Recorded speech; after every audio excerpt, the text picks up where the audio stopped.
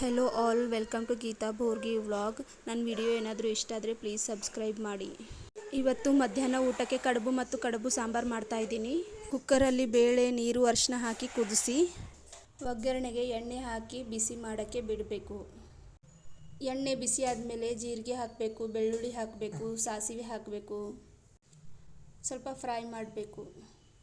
Fry ಮಾಡಾದಮೇಲೆ ಬೇಳೆ ನೀರನ್ನು ಹಾಕಿ ಉಪ್ಪು ಹಾಕಿ ಕುದಿಸೋಕ್ಕಿಡಬೇಕು. ನಮ್ಮ ಬೀದರಲ್ಲಿ ಇದು ಹಬ್ಬಕ್ಕೆ ಮಾಡೋದು.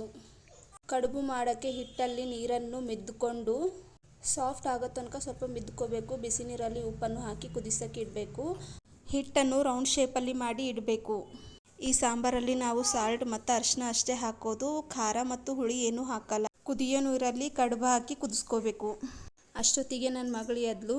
ನಾನು ಮಾತಾಡಿಸ್ರೆ ಸಾಕು, ಅವಳು ನನಗೆ ನೋಡಿ ನಗ್ತಾನೆ ಇರ್ತಾಳೆ ಯಾವಾಗಲೂ.